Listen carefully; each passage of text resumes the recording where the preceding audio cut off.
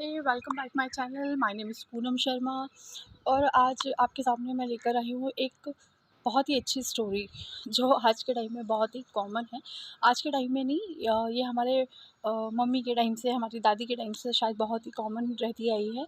जी हाँ, बिल्कुल आप नहीं समझ रहे हैं जो मैं आपको स्टोरी आज सुनाना चाहती हूँ।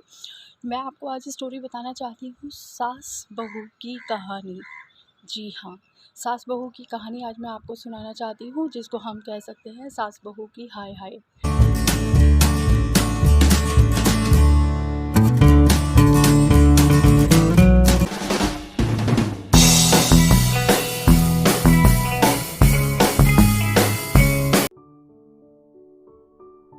सास अपनी बहू से कहती है, जी हाँ, अपनी नई नवेली बहू से कहती है, बहू पकौड़े बना ला, लेकिन हाँ सुन, पकौड़े जो है ना एक एक करके ही तलना, क्योंकि एक साथ तलोगी तो वो कहीं कच्चे और पक्के रह जाएंगे और एक दूसरे से चिपक जाएंगे, तो थोड़ा उनको अलग अलग करके एक एक करके बनाना।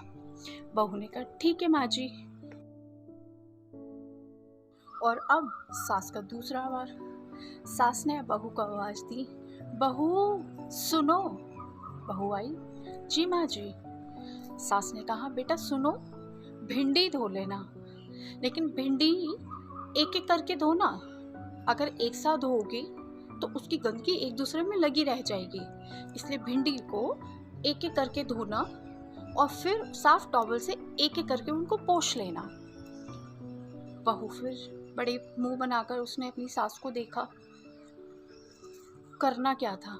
फिर उसने बोला ठीक है माँ जी।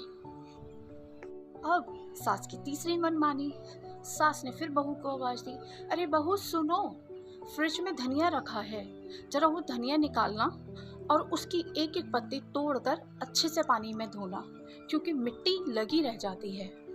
बहू फिर वैसे ही ठीक है माँ जी। तो फिर क्या होना, बहू 2-4 दिन परेशान रही और इसी तरह से बेचारी परेशान होकर अपनी सास के कहे मुताबिक उसके अपने सास के सारे काम करती रही।